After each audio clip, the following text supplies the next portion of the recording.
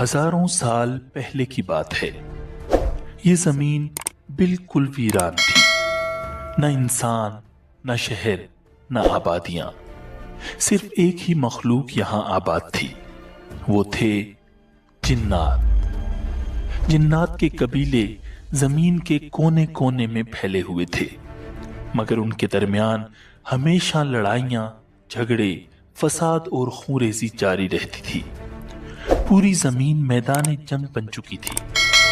یہ منظر اللہ رب العزت کی بارگاہ میں پیش ہوا تو اللہ تعالیٰ نے فیصلہ فرمایا، زمین کو اس فساد سے پاک کر دیا جائے۔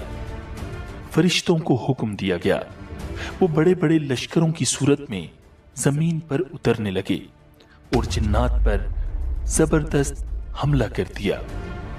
جنات نے مقابلہ کرنے کی کوشش تو کی، مگر اللہ کے حکم کے سامنے وہ بے بس ہو چکے تھے۔ اس حملے میں بے شمار جنات ہلاک ہوئے، اور جو بچ گئے وہ پہاڑوں، جنگلوں اور دور دراز جزیروں میں چھپ گئے۔ انہی جنات میں ایک نہایت ہی نیک اور عبادت گزار جن تھا، جس کا نام تھا عزازیل۔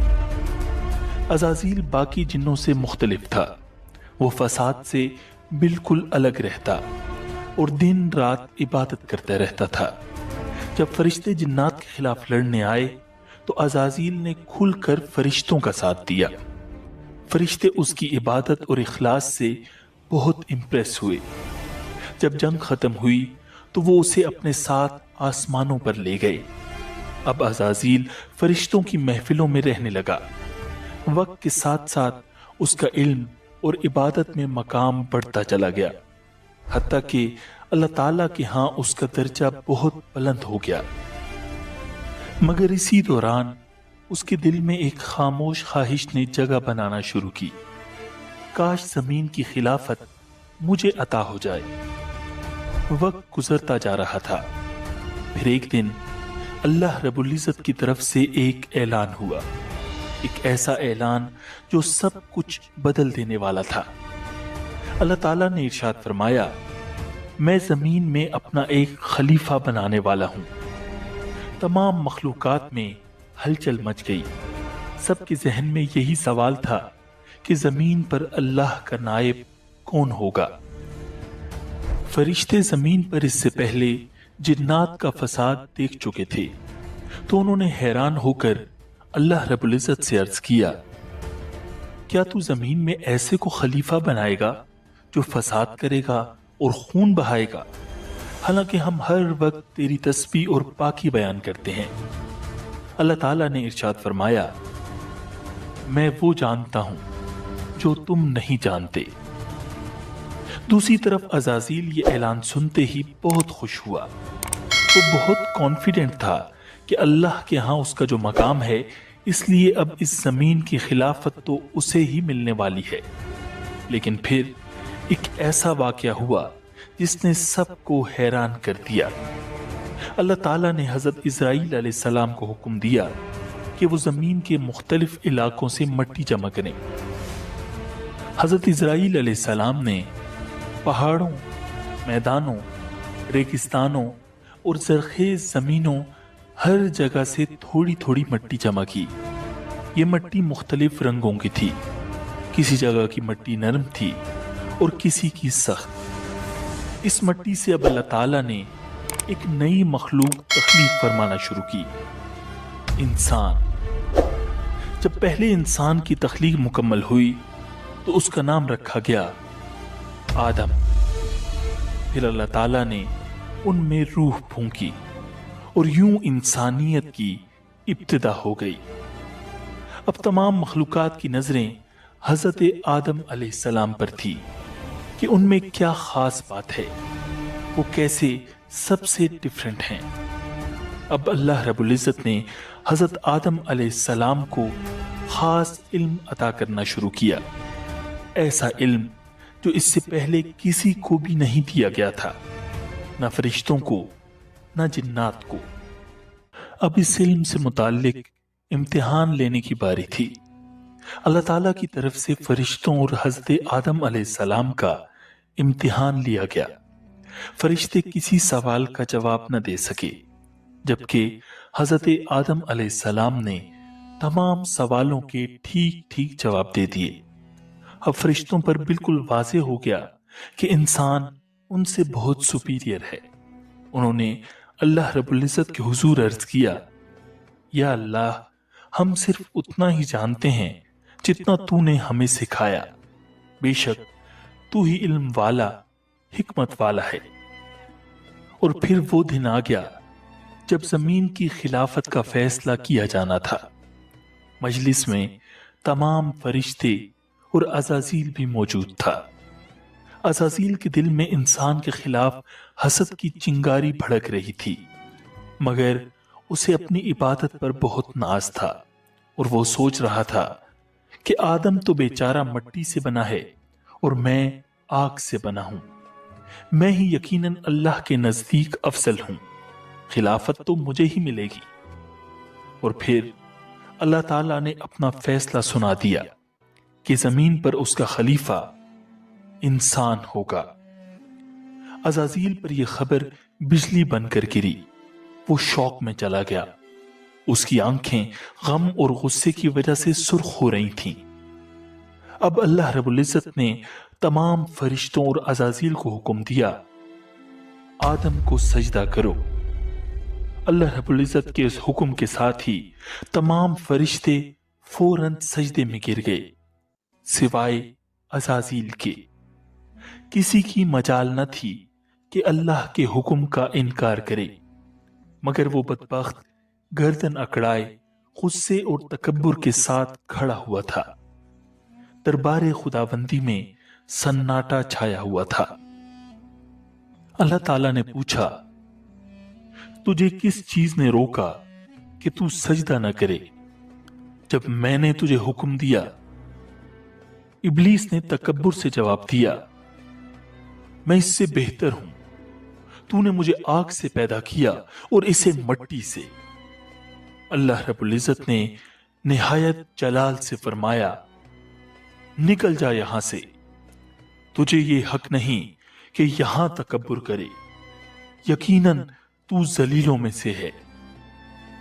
اب وہ عزازیل ابلیس بن چکا تھا، مردود اور شیطان، مگر بجائے شرمندہ ہونے یا توبہ کرنے کے، اس نے اللہ تعالیٰ سے ایک حیران کن درخواست کی، مجھے قیامت تک مہلت دے دے، جس دن انسانوں کو قبروں سے اٹھایا جائے گا۔ اللہ رب العزت نے فرمایا، جا، تجھے مہلت دی گئی۔ لیکن ابلیس نے وہیں ایک اور اعلان کیا، جو کہ ایک چیلنج تھا، ایک سازش تھی۔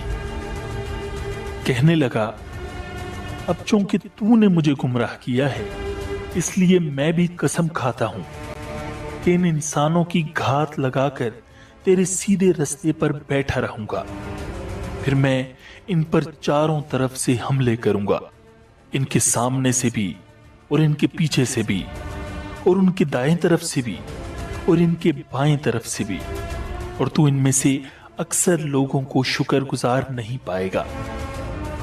اللہ رب العزت نے نہایت جلال سے فرمایا، نکل جا یہاں سے ذلیل اور مردار ہو کر، ان میں سے جو تیرے پیچھے چلے گا وہ بھی تیرا ساتھی ہوگا، اور میں تم سب سے جہنم کو بھر دوں گا۔ یوں ابلیس انتہائی ذلیل ہو کر بارگاہ خداوندی سے نکل گیا۔ وہ غصے اور انتقام کی آگ میں جل رہا تھا۔ اسے سب سے زیادہ غصہ انسان پر تھا، جس کی وجہ سے وہ اللہ رب العزت کی مجلس سے نکالا جا چکا تھا۔ اب حضرت آدم علیہ السلام کا اصل امتحان شروع ہونے والا تھا۔ انسان اور شیطان کا مقابلہ شروع ہونے والا تھا۔ حضرت آدم علیہ السلام جنت میں رہنے لگے، وہاں ہر طرح کی نعمتیں تھیں، لیکن پھر بھی وہ اکیلا محسوس کرتے تھے، انہیں تنہائی کا احساس ہوتا تھا۔ اللہ رب العزت نے ان کی تنہائی دور کرنے کے لیے ان کی زوجہ حضرت حوا علیہ السلام کو پیدا فرمایا، وہ ان کی ساتھی بنی۔ اب حضرت آدم اور حضرت حوا दोनों खुशी से जन्नत में रहने लगे। अल्लाह रब्बुल इज्जत ने फरमाया, ए आदम, तुम और तुम्हारी बीवी जन्नत में रहो, जहां से चाहो खाओ पियो, खुशी से रहो, मगर एक दरख्त के करीब मत जाना, वरना तुम जालिमों में से हो जाओगे। जन्नत में हर तरफ नेमतें थीं, आराम था, सुकून था। सिर्फ एक दरख्त था जिसके करीब जाने से अल्लाह रब्बुल इज्जत ने मना फरमाया था। मगर शैतान, जो पहले ही जन्नत से निकाला जा चुका था, हजरत आदम अलैहिस्सलाम से हसद और बोस में जल रहा था। वो चाहता था कि आदम और हव्वा भी अल्लाह ताला की नाफरमानी करें, ताकि वो भी उसकी तरह जन्नत से निकाले जाएं। इसीलिए वो चुपके आया और हजरत आदम और हव्वा के दिलों में वसवसे डालने शुरू कर दिए। वो उनसे कहने लगा, तुम्हें जन्नत के हर दरख्त से खाने की इजाजत है, लेकिन क्या तुमने कभी सोचा है कि इस एक दरख्त से क्यों रोका गया? आखिर क्या वजह है? फिर उसने झूठ बोलकर कहा, तुम्हें रोका इसलिए गया है कि अगर तुमने इस दरख्त का फल खा लिया तो तुम्हें हमेशा की जिंदगी मिल जाएगी, तुम फरिश्ते बन जाओगे, तुम्हें कभी मौत नहीं आएगी। ये दरख्त तो शजरे खुल्द है, यानी हमेशा की जिंदगी देने वाला दरख्त। इब्लीस ने बड़ी नरमी, चालाकी और झूठी कस्मों के साथ ये जाहिर किया कि वो उनका खैर खा है। वो बार बार कहता रहा, मैं तुम दोनों का भला चाहता हूं, मेरी बात मानो, इस दरख्त का फल खा लो, देखना तुम्हें क्या मकाम हासिल होता है। हजरत आदम और हव्वा ने कभी झूठ सुना ही नहीं था और न कभी किसी को अल्लाह की झूठी कसम खाते देखा था, तो बिलाखिर वो धोखा खा गई और उस दरख्त का फल खा लिया। बस यही वो लम्हा था जिसने सब कुछ बदल दिया। अल्लाह ताला का हुक्म टूट चुका था। जैसे ही उन्होंने फल खाया, फौरन जन्नत का नूरानी लिबास उनके जिस्मों पर से गायब हो गया और वो घबरा कर जन्नत के पत्तों से खुद को छुपाने लगे। उन पर एकदम शर्मिंदगी छा गई। अल्लाह ताला ने हजरत आदम को पुकारा, क्या मैंने तुम्हें इस दरख्त से मना ना किया था और ये ना कहा था कि शैतान तुम दोनों का खुला दुश्मन है? दोनों ने जब अल्लाह की पुकार सुनी तो मारे खौफ के कांप उठे। हजरत आदम और हजरत हव्वा अलैहिमुस्सलाम बहुत गमगीन थे कि उनसे क्या गुनाह हो गया, कैसे वो शैतान के धोखे में आ गए। उन्हें समझ नहीं आ रही थी कि अल्लाह रब्बुल इज्जत से माफी कैसे मांगे, मगर अल्लाह की करीम जात को उनकी हालत पर रहम आ गया और अल्लाह ताला ने खुद उन्हें एक खास दुआ सिखा दी। रब्बना ज़लमना अनफुसना व इल्लम तग़फिर लना व तरहमना लनकूनन्न मिनल खासिरीन। ए हमारे रब, हमने अपनी जानों पर जुल्म किया, अगर तू हमें न बख्शे और हम पर रहम न करे तो हम यकीनन खसारे वालों में से हो जाएंगे। हजरत आदम और अम्मा हव्वा ने ये दुआ मांगना शुरू की तो अल्लाह ताला ने उनकी तौबा कबूल कर ली और यूं तौबा का दरवाजा हमेशा के लिए खुल गया। फिर अल्लाह ताला ने फरमाया, अब तुम सब इंसान और शैतान जमीन पर उतर जाओ, तुम एक दूसरे के दुश्मन होगे, वहां तुम्हें एक वक्त मुकर्रर तक ठहरना है और वहां जिंदगी गुजारनी है। हजरत आदम और हजरत हव्वा को जन्नत से उतारकर इस जमीन पर भेज दिया गया। यही वो जगह थी जहां उनका और उनकी आने वाली नस्लों का इम्तिहान लिया जाना था, जहां इंसान और शैतान की एक मुसलसल जंग रहनी थी। इस जमीन पर तो सब मुख्तलिफ था। इधर आकर उन्हें पहली बार भूख का एहसास हुआ, पहली बार खेती बाड़ी की, रोटी पकाई और तब जाकर पेट भरा। हजरत इब्ने अब्बास रज़ियल्लाहु ताला अन्हु फरमाते हैं कि जमीन पर उतरने के बाद हजरत जिब्राइल अलैहिस्सलाम हजरत आदम अलैहिस्सलाम के पास आए। उनके साथ गंदुम के 7 दाने भी थे। हजरत आदम ने पूछा, ए जिब्राइल, یہ کیا چیز ہے؟ حضرت جبریل علیہ السلام نے جواب دیا، یہ اسی درخت کا پھل ہے جس کے بارے میں آپ کو منع کیا گیا تھا، لیکن آپ نے وہ کھا لیا تھا۔ حضرت آدم نے فرمایا، اب میں ان دانوں کا کیا کروں؟ حضرت جبریل نے کہا، انہیں زمین میں بو دیجئے۔ حضرت آدم نے ان دانوں کو زمین میں بو دیا۔ یہ دانے بہت وزنی اور بڑے تھے، دنیا کے عام دانوں سے کہیں زیادہ۔ کچھ عرصے بعد وہ دانے اگائے۔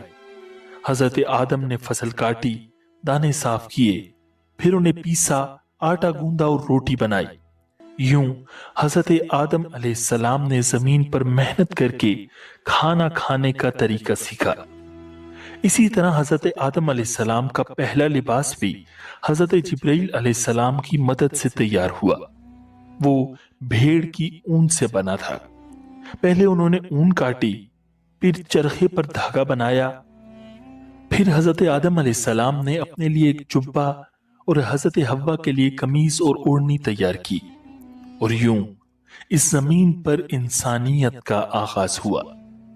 انسان اور شیطان کی کہانی شروع ہوئی، ایک ایسی جنگ جو آج تک جاری ہے، جہاں شیطان انسان کو دھوکہ دیتا ہے، اسے بہکاتا ہے اور اللہ کے حکم سے روکتا ہے، اور انسان اکثر اس کے دھوکے میں آ بھی جاتا ہے۔